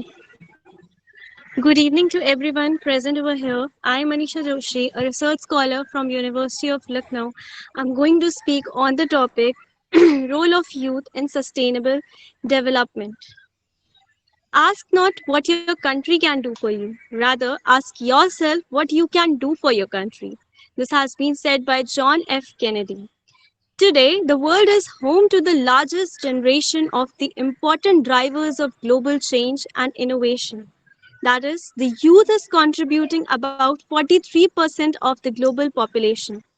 A temper of the will, quality of imagination, predominance of courage, and appetite for adventure make this huge cohort a vibrant, constructive force which can address global issues and create a more just, equitable, and peaceful world. The empowered youth from diverse backgrounds, like food to fashion to finance, are the foreigners of assessment, awareness, action, and advocacy for sustainable development. In fact, the youth are the main stakeholders, they are the main policy makers, they are the powerful resources in handling responsibilities, revolutionizing fellow men, and a catalyst for change. Sustainable development is an overarching paradigm of the United Nations. This concept was described by the 1987 Brundtland Commission report as Development that meets the need of the present without compromising the ability of future generations. Thus, it envisages a future agenda that balances the four pillars, that is social, economic, cultural, and environmental objectives. Through a wide process, the UN Sustainable Development Framework, consisting of 17 goals and 169 interlinked targets, within these goals are framed in an ambitious, pragmatic, and concrete way to renew and integrate efforts to meet the national and global aspirations within a defined frame by 2030. The youth is disproportionately affected by the world's challenges. It's the dear need to tackle these huge challenges by promoting the rights and aspirations and increasing the participation of youth in decision making. Mother India, a young nation, has 250 crore arms, and 200 crores of those arms are younger than 35. They are brought up with the ideology of Gandhiji: be the change you want to see in your country, to make India a strong and self reliant nation. Youth act as critical thinkers with energy, voice, and actions. They have the capacity to identify and challenge the existing powers and expose the barriers to change. The dream of a green, prosperous India relies heavily on its empowered youth, who are responsible social factors with the focus on education for sustainability and not about sustainability. Environmental practices like Swachh Bharat Abhiyan, green initiatives like Each One, Plant One, environmental camps such as Clean India, Namami Ganga Plan, and Ganga River Basin Management Plan, and youth forums like Youth Ki Awaaz aim to reduce consumption and eliminate waste. Organizing events and intercollegiate competitions with posters, slogans, and informative skits, and promotion of such events in social media and Rahgiri with the observation of Earth Day and Environment Day can engage the society. Each One, Teach One program, where each student imparts disaster preparedness and eco-friendly strategies to mitigate climate change to at least one individual of the society. With youth comes vibrancy and optimism. Yet, a failure to invest can lead to energy turned in destructive rather than constructive directions. In India, the magnitude of the SDG demands a strong policy that is inclusive, participatory, gender responsive, comprehensive, and knowledge based with priorities on education, health, and employment. A world of justice where girls can grow up with respect and dignity free of fear of abuse and where poverty is not acceptable. Lastly, I would like to conclude with a modern youthful India. United India is where poverty and illiteracy are history. Education becomes the priority. Agriculture and health work in symphony. Women and children live in harmony. Wildlife, heritage, and technology live with integrity. Thank you, everyone. Okay, thank you, Manisha ji. Suchita Arsad. Sir, Ji. may I speak? I'm Sruchya Sati. Okay, okay, okay, okay. Am I audible? Yes, yes, yes.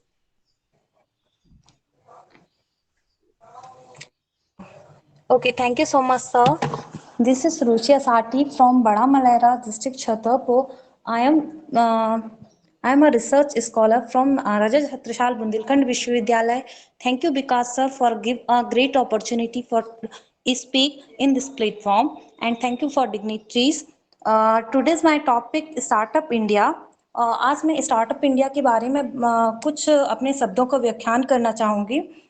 Startup India, जैसा कि हम सभी जानते हैं, प्रधानमंत्री नरेंद्र मोदी जी द्वारा 16 जनवरी 2016 को start किया गया था। यह भारत के उद्यमियों के विकास के लिए, भारत के जो उद्यमी हैं उन्हें एक नई रूपरेखा दिखाने के लिए स्टार्ट किया गया था। जैसा कि हमें विदित है और मेरे पूर्व जितने भी प्रतियोगी हैं उन्होंने बताया कि भारत में 67% से ज़्यादा युवा निवास करता है। इस युवाओं की शक्ति के बारे में भी हमें काफ़ी कुछ ज्ञात हुआ है। विभिन्न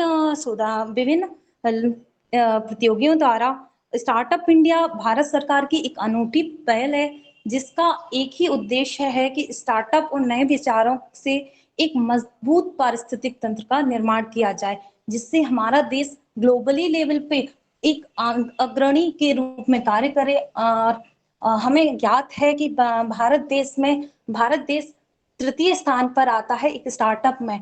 दुनिया में 144 करोड़ स्टार्टअप किए जा चुके हैं, जिसमें से यूनिकॉर्न में ओनली 83 ही स्टार्टअप्स फॉलो किए जा रहे हैं। स्टार्टअप का जैसे कि बेसिक मीन्स होता है बिजनेस, और बिजनेस का फर्स्ट फेज 2013 कंपनी एक्ट के तहत 10 साल में से कम अस्तित्व में है जो कंपनियां की एज लिमिट 10 ईयर से भी कम है और जिनका टर्नओवर 10 करोड़ से भी कम है, उन्हें स्टार्टअप की कैटेगरी में रखा गया है।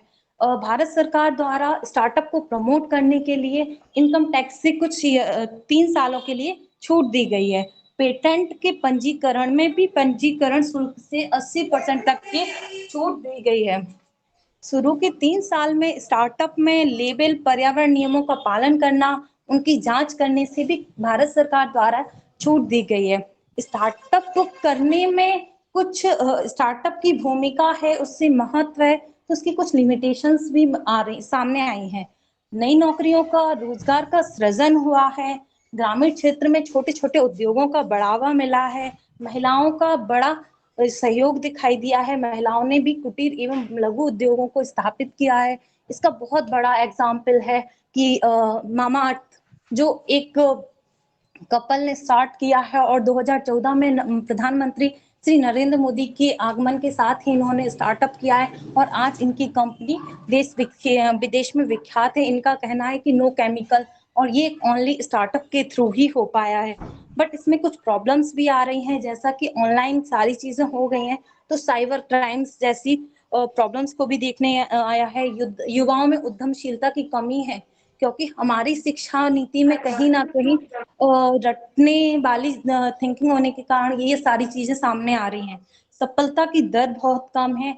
जितने ज्यादा स्टार्टअप हुए हैं उनमें से 0.10% ही स्टार्टअप सफल हुए हैं, जिन्हें सक्सेस मिली है।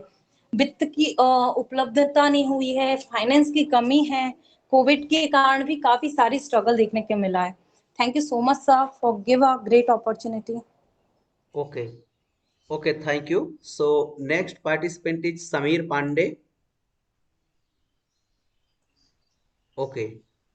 So next is Manorma Shukla. Manorma Shukla.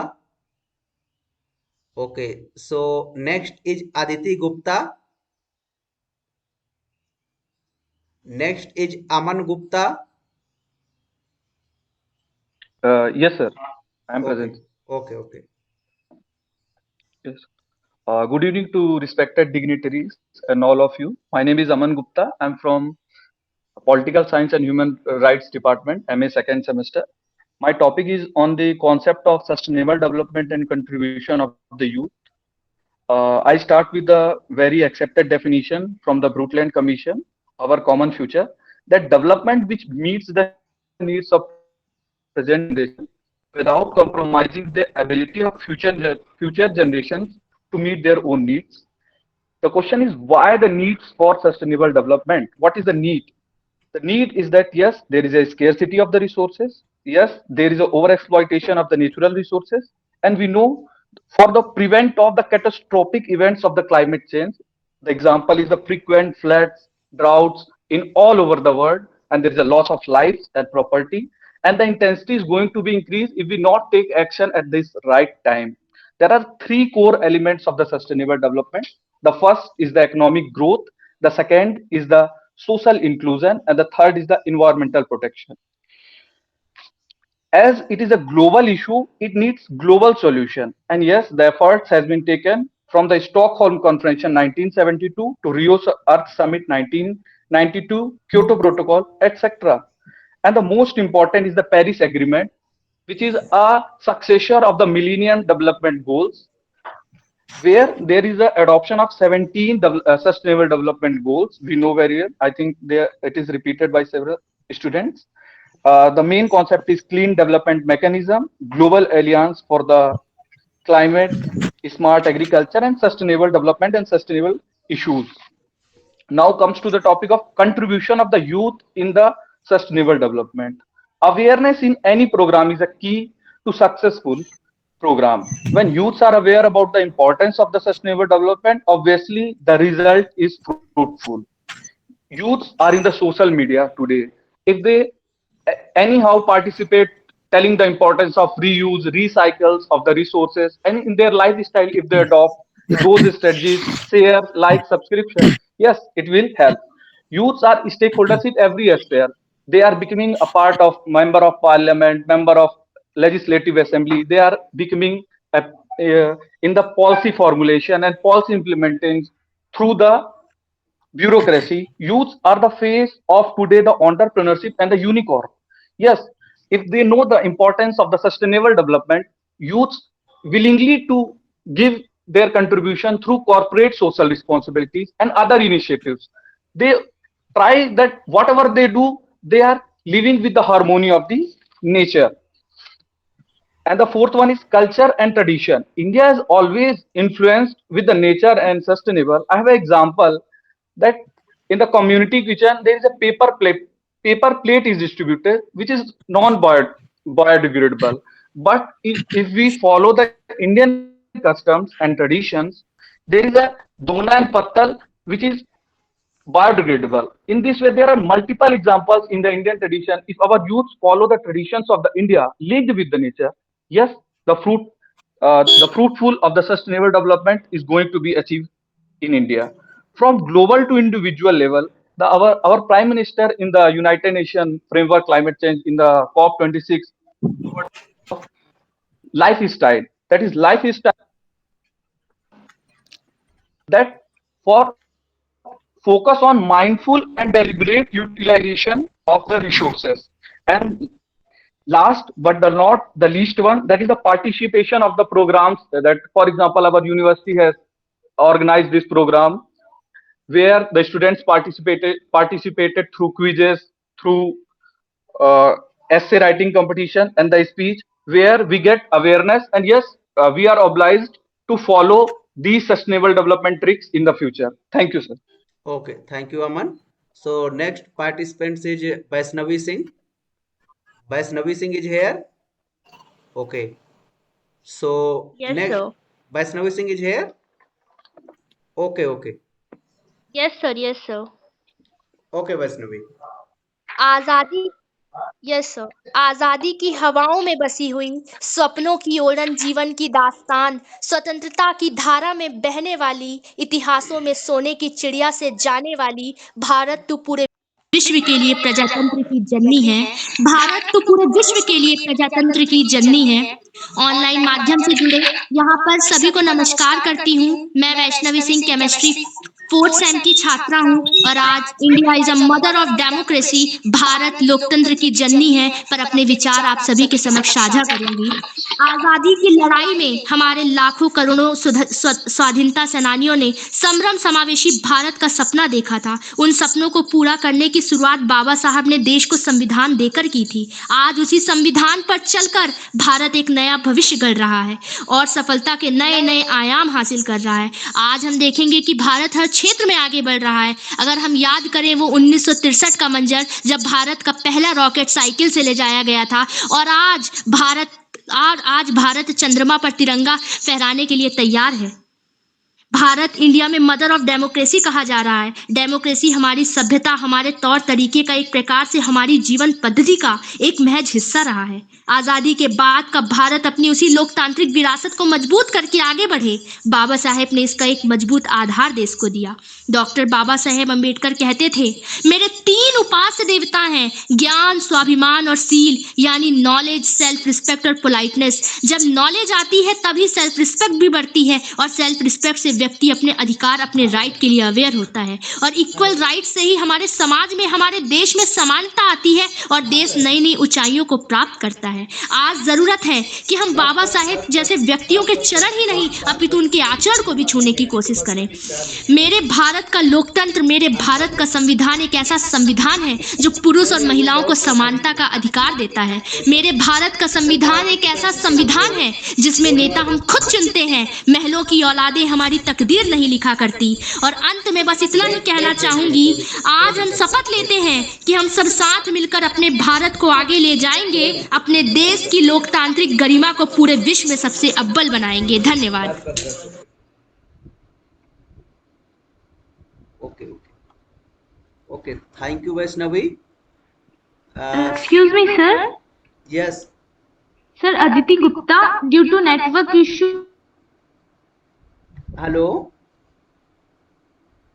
हाँ, so next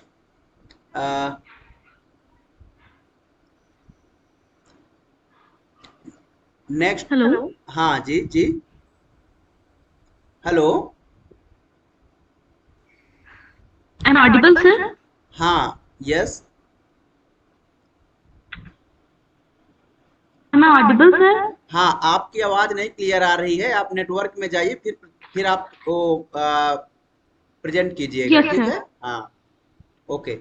so next participant is Muskan Sahu. Okay, sir. Muskan Sir, Sahu. now am I audible?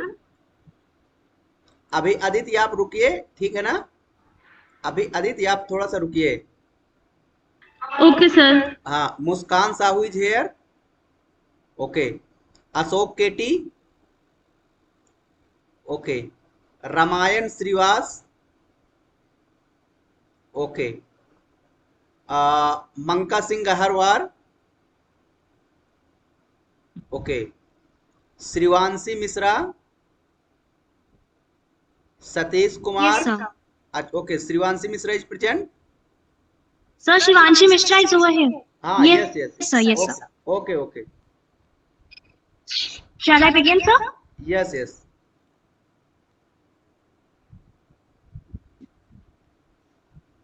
Give me one generation of youth.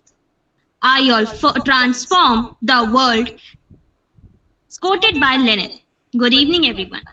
Myself Shivanshi Mishra, and today I'm going to speak on the topic concept of sustainable development and contribution. Sustainable development means fulfilling the need of present generation without hampering the needs of future generation. On 2050, Sustainable Development Agenda 2030 was adopted in United Nations, which laid down a blueprint of prosperous earth. The heart of the agenda are 17 sustainable goals, focusing on 4 aspects. I repeat, 4 aspects: cultural, social, economical, and environmental. Youth, the driver, the change, and the revolution. All the revolution happen in the world is because of the youth. Energetic, young genius mind with creativity and a vision to change the world for better, for sustainable development. If we look at the current situation, we can see youth are bringing up the world so properly. They are these heroes without decay. For example, we have known about the Robin Hood Army, an initiative taken by the student for the aim of no hunger, taking surplus food from the restaurant and providing it to unfortunate people. Garvita Gulati, Water Girl of India, and the CEO of Why Not. Youngest 17-year-old climate activist. Yes, we have that. A young genius who cares about the climate so much. We all have heard about the Narmila Kapal and Kalyani Bamra who have make a eco-friendly houses by using eco bricks. In all sphere, if youth get empowered, they are trying to build the best sustainable earth for us. And we can do that. I know we can. Like, look at us. We are over here in this platform discussing about the sustainable development, which is a first step towards the awareness. If youth get powered, they can change the world for the better. There are various platforms where youth are getting empowered by UNYA, Oxfam talking about the gender equality.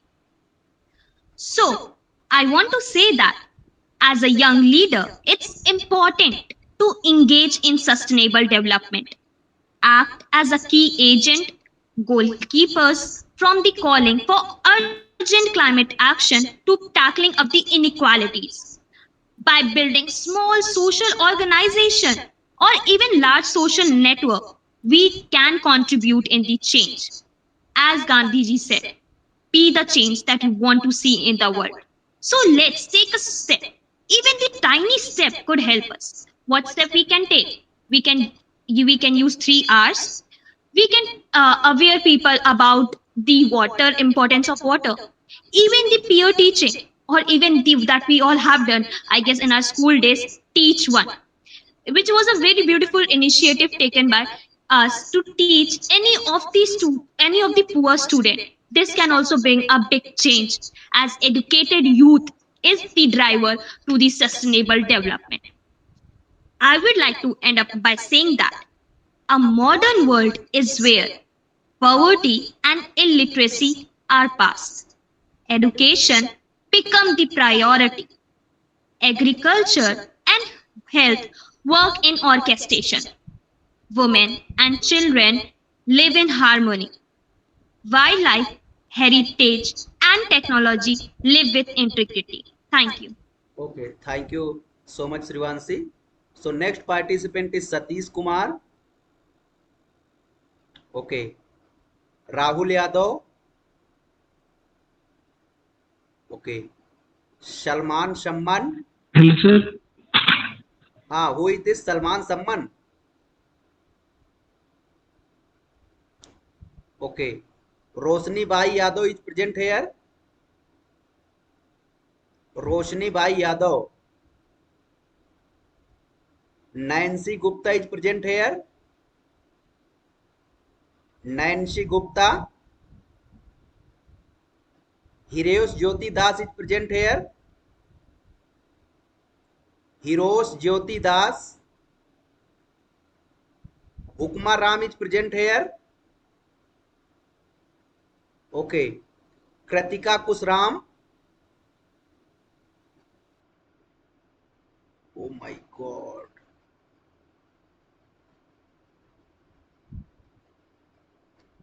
हाँ hello. हाँ मेरी आवाज आ रही है.